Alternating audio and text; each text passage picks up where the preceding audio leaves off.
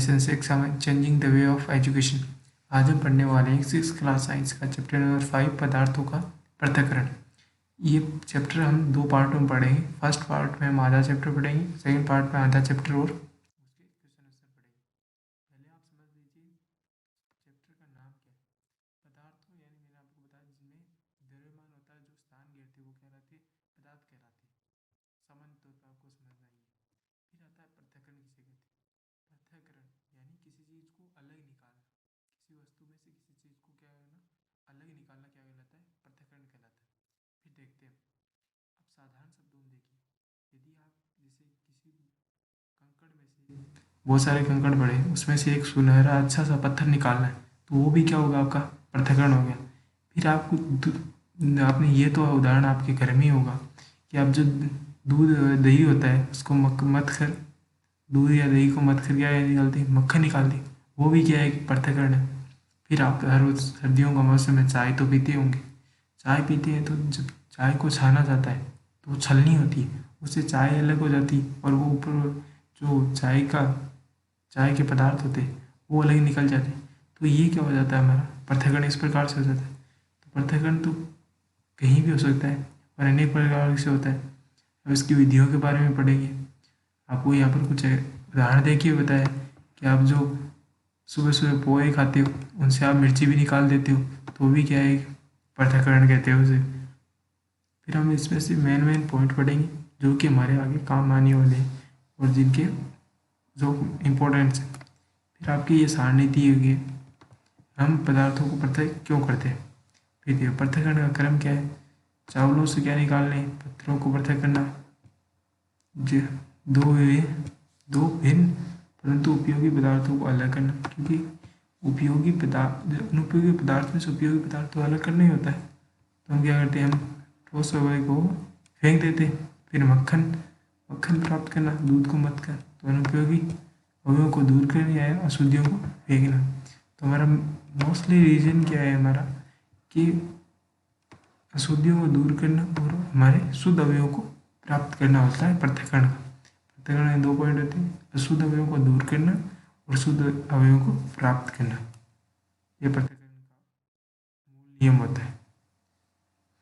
फिर हमारी पहली विधि आती है, पहले तो मैं आपको कुछ एक इम्पोर्टेंट बात बता देता हूँ मैं आपको कि पदार्थ की 3 अवस्थाएं होती हैं। आपके बुक में दिया हुआ है एक पॉइंट कि पदार्थ की कितनी अवस्थाएं होती हैं। पदार्थ की कितनी, 3 अवस्थाएं होती हैं, एक ठोस अवस्था, द्रव अवस्था और गैस अवस्था। और आपको 2 अवस्थाएं प्लाज्मा और बीईसी के बारे में आगे भी पढ़ाएंगे। तो आपको कौन सी 3 अवस्थाओं के बारे में ध्यान रखना है, कौन सी अवस्था है, ठोस अवस्था, द्रव अवस्था और गैस अवस्था के बारे आपको इसे ध्यान रखना। और इन्हीं हम इसमें क्या करेंगे, मिश्रण से पृथक्करण का पढ़ेंगे। इसमें जो मिश्रण होंगे उनसे पृथक्करण पढ़ेंगे। अब हमारा पहला पॉइंट आता है कि पृथक्करण की विधियाँ कौन कौन सी, मेथड्स कौन कौन से हैं पृथक्करण के, जिनसे हम पृथक्करण को लागू करते हैं। हमारा टॉपिक आ गया पृथक्करण की विधियाँ। पृथक्करण की विधियाँ कौन कौन सी है और उसके बारे में पढ़ेंगे। पहली आती है हमारी हस्तचयन विधि। आपको नाम से पता चल रहा है ऐसे कि तो कि हाथों से जो चयन किया जाता है, नाम से आप बता सकते हो कि वह विधि जिसमें क्या होता है, हाथों से चयन किया जाता है, यानी हस्तचयन। जो आप ये क्रियाकलाप देख सकते हैं, इनमें आप क्रियाकलाप को आपको पढ़ना है आराम से। मैं तो आपको ज़्यादा टाइम लगेगा इसलिए नहीं पढ़ा रहा, लेकिन मैं आपको उनके बारे में हर चीज़ बता दूंगा कि क्रियाकलाप में क्या दिया है। क्रियाकलाप में ये दिया है कि किसी कोई वस्तु मिश्रण का संग्रह ले लेना, जिससे आपको अनाज को कागज़ की शीट में फैला दिया जाता है, तो उसको अलग करना, तो मतलब एक मिश्रण से एक अलग चीज़ों को क्या करना, अलग करना क्या कहलाता है, हाथों से अलग करना। मिश्रण से चीज़ों को हाथों से अलग करना क्या कहलाता है, हस्तचयन कहलाता है। इसकी परिभाषा किस प्रकार से आप देखिए, हस्तचयन विधि की इस विधि से पदार्थों की वह विधि है जिसमें क्या करते हैं, पदार्थों को हाथों से अलग करते हैं। नाम से पता चल रहा है तो क्या होगा, हाथों से अलग होगी। जैसे आप चावल से जो कंकड़ हो जाते हैं उसको अलग करते हैं, तो वो क्या कहलाती है, हस्त चयन विधि कहलाती है। अब ये देखिए, हस्त चयन द्वारा अलग किया जाता है। ये सुविधाजनक है क्योंकि हम हाथों से अलग कर लेते हैं, हमारी आंखों के सामने होता है ये कार्य, तो इसमें हमें असावधानी नहीं होती। फिर आगे हमें इसी में आगे आता है थ्रेसिंग। थ्रेसिंग जो आप खेती अपने कभी न कभी खेती देखी होगी और खेतों को भी देखा होगा, तो थ्रेसर का नाम तो जरूर सुना हो। वो थ्रेसर थ्रेसिंग से आया है। थ्रेसिंग होता है कि किसी भूसे से, यानी अनाज के भूसे से अनाज को अलग करना। यानी कि हम खेतों में इसका क्या उपयोग करते हैं, खेतों में गेहूँ या चावल की ये सूखी हुई डंडियों को अलग करते हैं। ये तो होता है कि मतलब थ्रेसिंग किसे कहते हैं, अनाज के भूसे से अनाज को अलग करना। फिर थ्रेसर बन गया, तो थ्रेसर भी क्या ऐसे यही कार्य करता है। थ्रेसर कॉन्सेप्ट किस पर है कि अनाज का भूसा होता है, उससे क्या होता है, अनाज अलग किया जाता है। इसी कॉन्सेप्ट पर कार्य करता है थ्रेसर, इसलिए उसी का नाम थ्रेसर रख दिया गया। तो थ्रेसिंग में क्या किया जाता है, जब अनाज सूख जाता है, जब अनाज के पौधे क्या हो जाते हैं, सूख जाते हैं, तो उसमें धूप में क्या हो जाते हैं, वो सूख जाते हैं, तो उन्हें डंडी से, यानी डंडों से, लकड़ी की डंडों से अलग पीट करके अनाज को अलग किया जाता है। तो इसे क्या कहते हैं, हम थ्रेसिंग कह देते हैं। आज के ज़माने में ये सब नहीं होता, इसलिए थ्रेसर का उपयोग किया जाता है। देखिए यहाँ पर सूखे पौधों को डंडियों या से अन्न कणों को या अनाज को पृथक करने का प्रक्रम क्या कहलाता है, थ्रेसिंग कहलाता है। वो थ्रेसिंग क्या होती है, ये विधि होता है। इस प्रक्रम में डंडियों से पीट कर अन्न कणों को पृथक किया जाता है। कभी कभी थ्रेसिंग का कार्य बैलों द्वारा भी किया जाता है, और अत्यधिक मात्रा में अन्न कणों को डंडियों से पृथक करने के लिए थ्रेसिंग मशीनों का भी उपयोग किया जाता है। आप इसमें देख सकते हैं, ये चित्र आपको दर्शा रहा है कि कैसे थ्रेसिंग की जाती है। मैं इसी पेज पर आपको ऊपर ले चलता हूँ।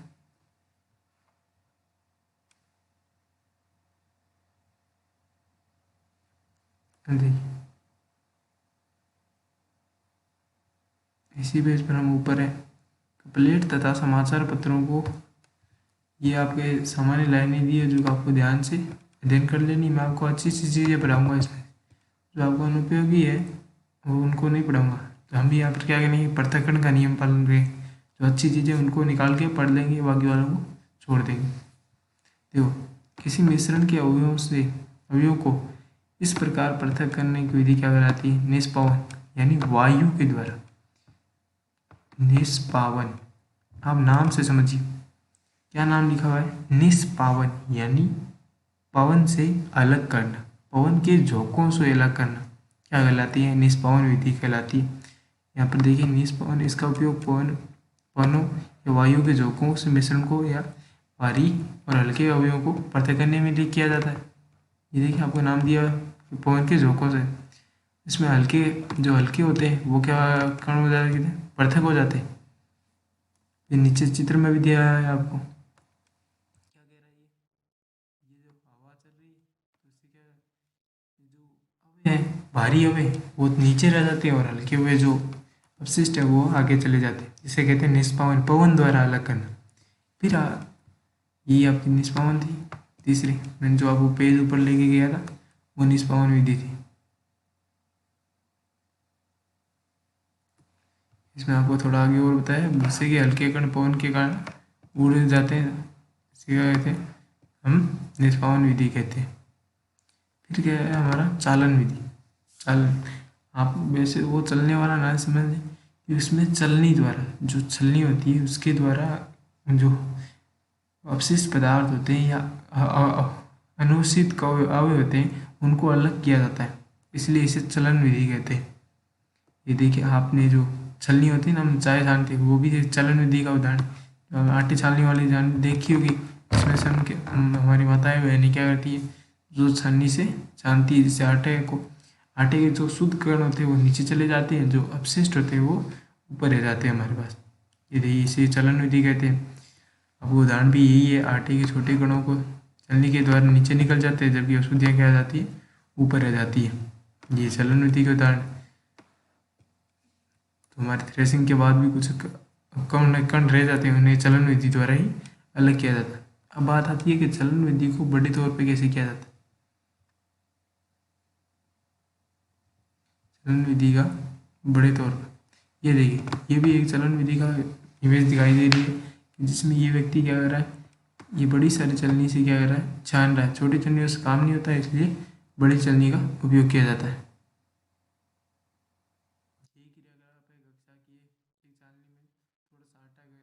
लीजिए उसको छान के बताइए, तो ये किसको दी है, कौन सी विधि है, चलन विधि है, जिससे आप छाननी या अन्य वस्तुओं से आप वस्तुओं को, जो अवशिष्ट वस्तुएं उनको अलग कर लेते हैं, जो उपयोगी वस्तुएं उनको नीचे चली जाती है, जो अपशिष्ट है वो ऊपर रह जाती है चलनी। फिर आपकी तीन आती है, तीन विधियाँ आती है आपकी, कौन कौन सी, निष्पावन के अवसाधन, निस्तारण और निस्यंदन, ये तीन विधियाँ आती। इन तीन विधियों पर आपको महत्वपूर्ण ध्यान रखना है कि इनको कैसे कैसे, पहले हमारे कौन से, अवसाधन, निस्तारण और निस्यंदन। अब इन एक बारी बारी से हम एक एक के बारे में पढ़ेंगे।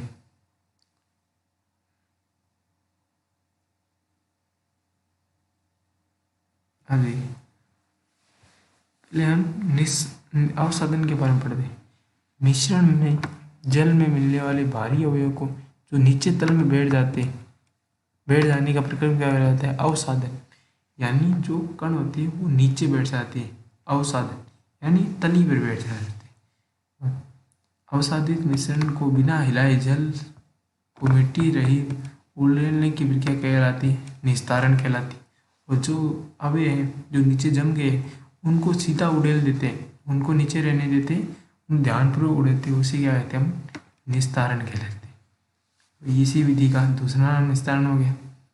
जैसे आपको ये देखिए, नीचे बैठ गया है और फिर ये क्या हो गया, निस्तारण हो गया, जिससे हम अलग कर लेते हैं। मिट्टी और जल का मिश्रण है, इसमें अकुलित पदार्थ मिट्टी को अलग कर दिया जाता है।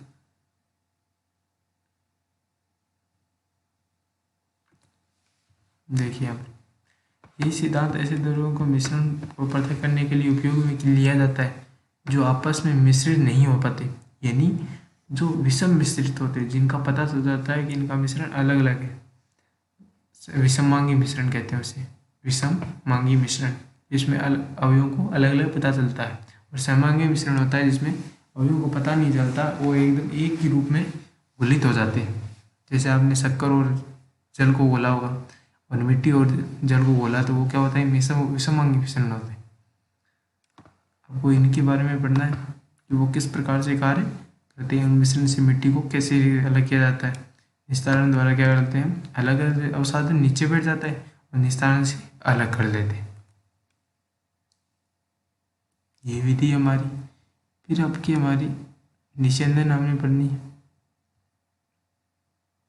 अब देखिए, अब चाहे ये चलनी हम जो निकालते हैं, तो इस प्रक्रम को क्या कहते हैं हम, निस्यंदन। निस्यंदन यानी शुद्ध करना, फिल्टराइजेशन, फिल्टर करना किसी चीज़ को, वो कहलाती है निस्यंदन। यानी अब एक अणु अवयव कणों को अलग कर देते हैं। बातें वही है, सेम ही है कि पृथक्करण करता है हर चीज़ का। जो अनवांछित कण है उनको अलग कर देते हैं, जो वांछित कण है उनको अलग कर देते हैं। वही मेथड है, सेम, बस नाम बदल दिया इनके, ये किस प्रकार से था, ये किस प्रकार से, लेकिन काम तो वही है, सेम टू सेम, कि कैसे अलग किया जाता है। अब यही एग्जाम्पल्स आपको घर में दिए हुए सारे, जो घर के एग्जाम्पल्स आप इन्हीं निस्यंदन पर आधारित है, ये अवसाधन पर आधारित है।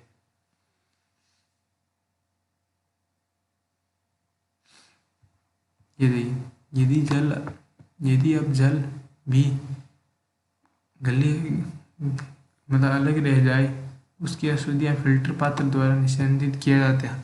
यानी जब हम अवसादित या निस्तारण कर लेते हैं, उसके बाद ही कुछ अवयव रह जाते हैं, तो उसको भी अलग करना होता है। इसलिए हमें किसकी, निस्यंदन की आवश्यकता हुई थी। और इसे हमने फिल्टराइजेशन कहा था, फिल्टर करना। आपको घरों में फिल्टर तो लगा ही हो, तो वो भी क्या होता है, निस्यंदन विधि पर आधारित होता है। अब इस एग्जाम्पल से समझ सकते हैं कि हमारा फिल्टर किस प्रकार करता है, निस्यंदन विधि।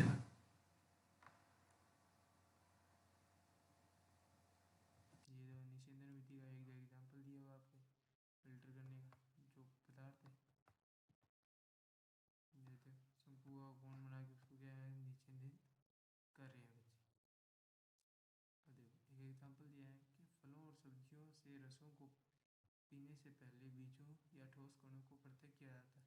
निस्यंदन विधि का उपयोग घरों पर पनीर बनाने में भी किया जाता है। आपने देखा होगा कि पनीर बनाने के लिए दूध को उबालने से पहले उसमें से नींबू का रस मिलाया जाता है, जिसमें से पनीर के ठोस कणों को तथा द्रव मिश्रण प्राप्त किया जाता है। पनीर को इस मिश्रण के से कपड़े की छन्नी जो कपड़े की छन्नी से फिल्टर करके अलग किया जाता है। जो कपड़े के हम छानते हैं क्योंकि उसमें पानी नहीं रहना चाहिए, सुखाते हैं। फिर आता है हमारा वाष्पन। नाम से आप समझ रहे होंगे, थोड़ा थोड़ा आपको फ्रेंडली लग रहा होगा। वाष्पन वाष्पन कहते हैं जिसमें से किसी जल को या किसी चीज़ को, जल को बेसिकली वाष्पन जल पर आ जाता है। जब जल को हम गर्म कर देते हैं तो वो भाप में बदल जाता है, तो उसे क्या कहते हैं, हम वाष्पन का नाम देते हैं। वाष्पन किसे कहेंगे, जब जल किसमें भाप में बदल जाता है। देखिए हम एक डायग्राम से समझिए। देखिए ये बीकर वाला डायग्राम दिया हुआ आपको, आपकी बुक में ये डायग्राम। मैं आपको बुक से बता रहा हूँ क्योंकि आपको बुक से फ्रेंडली हो, बुक से आपको जल्दी समझ में आता है।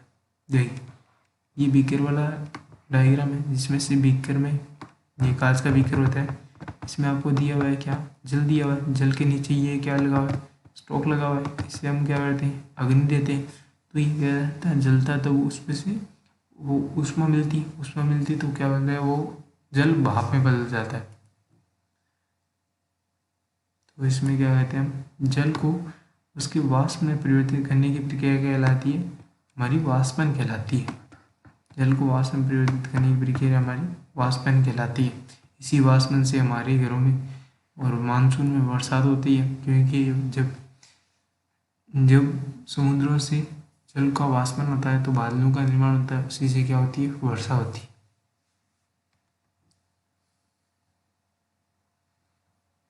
और वाष्पन होता क्यों है, क्योंकि जब समुद्र में सूर्य की रोशनी होती है, या तो हमने पढ़ा अभी देख लिया, क्योंकि ऊष्मा के कारण तो होती है। तो जब समुद्रों में ऊष्मा होती है, यानी सूर्य की ऊष्मा बढ़ती है, तो उसमें क्या होती है, भाप से निकलती है और जल भाप में बदल के ऊपर जाता है।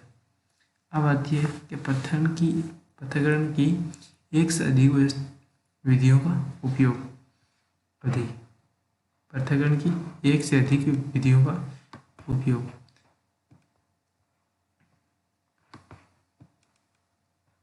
धन्यवाद।